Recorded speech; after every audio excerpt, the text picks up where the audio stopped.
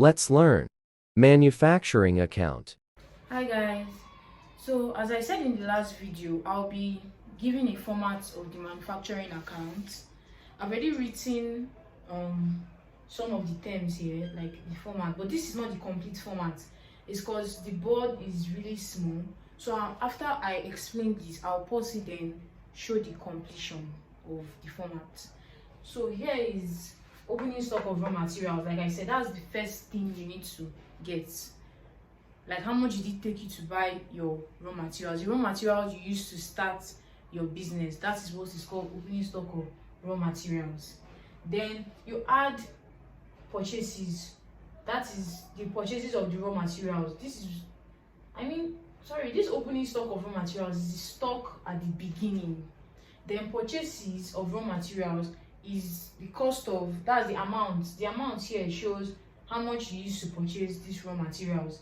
Then carriage inward on raw materials is how much it took you, the expenses you incurred to bring the raw materials into your business. Like how much, that's transportation, how much you pay to transport the goods into your business. That's carriage inward. Return outward is actually meant to be here, but I don't know why they didn't put it in textbook, but there is meant to be return outward. They're meant to less return outward. Return outward means some customers, return outward is like, now we as the business, let me name this business Pera's business. Sorry, can't see it here. So this Pera's business, now maybe we returned a goods, like let's return outward on raw material. Maybe some of the raw materials which were given were damaged or spoiled. So maybe if you return the goods, which means they will refund you back your money. I think we're getting it. So when they refund you back your money, you can't still leave that you need to less that amount from your expenses. Okay, if you put it here, it's still like you bought the goods, but you've already returned it and they refunded you back your money. So it's no longer an expense, which is why you less it from your purchases. You purchased some raw materials, but you didn't like some, so you returned it. That is why you less return on raw materials, so you less it from your purchases. So I'm just saying it's meant to be here. Then after that, you get a figure. This figure here. When you get your figure, this figure here is called cost of raw materials available. Cost of raw materials available. That's the cost of raw materials available. It's just a term. That's what you just need to know. It's a term. Then you less your closing stock on raw material. That is the cost, the goods that remained. Your closing stock, opening stock is the goods you to start. The closing stock is the goods that remain. So you less it from your expenses.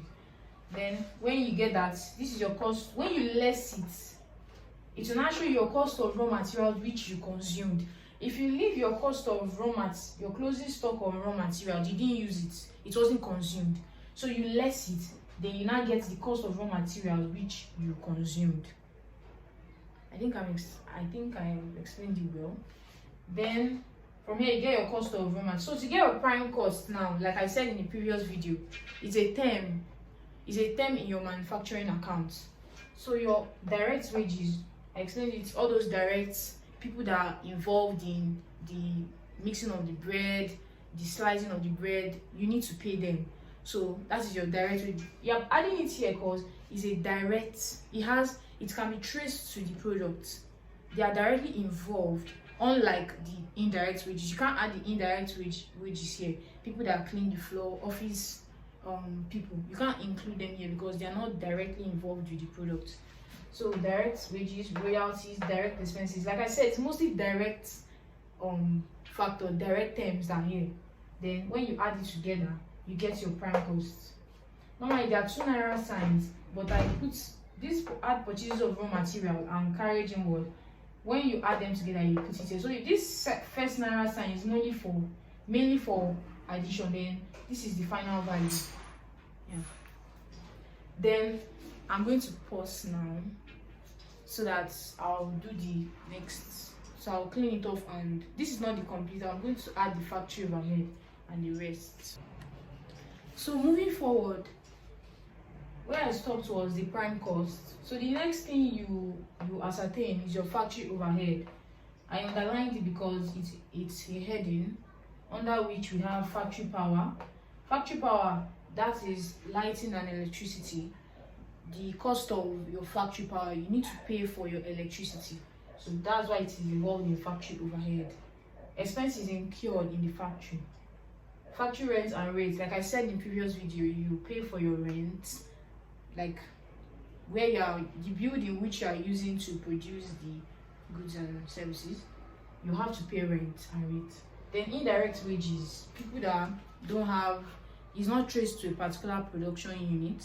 They are like our cleaners and other non-direct, they are not directly involved to the product, like I said.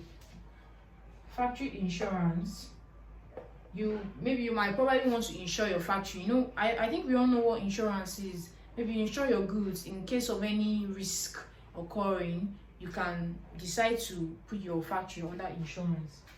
Then depreciation of plant and machinery, like I said, maintenance. The way you bought your product it won't be the same way in like 5 years time. So you need to provide for depreciation in case of a wear and tear, which must surely happen because everything depreciates. Only land appreciates. So from here, we'll now add our opening stock of work in progress. Like I said, work in progress is goods that is no longer a raw material. It's not still a finished good. It's still goods that are halfway done. It's not completed. So you add your opening stock of work in progress, less your closing stock of work in progress. Then this is where you get your cost of production. So after getting this your cost of production, you know that you've completed your manufacturing account, because the main purpose of preparing a manufacturing account is to get your cost of production. So when you get this cost of production, it will be brought forward to this side, to the right hand side.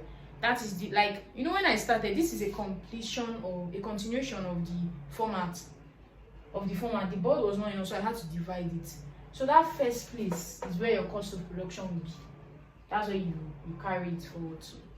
So it's not hard. All we just need to do is to learn our format. If we know our format for manufacturing accounts, preparing manufacturing accounts will be easy for us. I hope this lesson was quite informing. If you have any question, you can just put that down in the comment section, and please don't forget to like, share and subscribe. Bye and have a nice day.